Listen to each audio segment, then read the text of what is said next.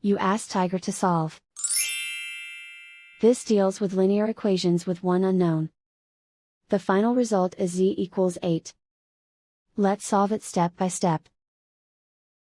Group all constants on the right side of the equation. Add 18 to both sides.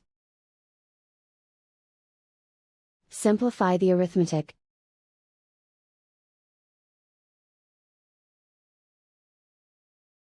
Isolate the z. Divide both sides by 6. Simplify the fraction.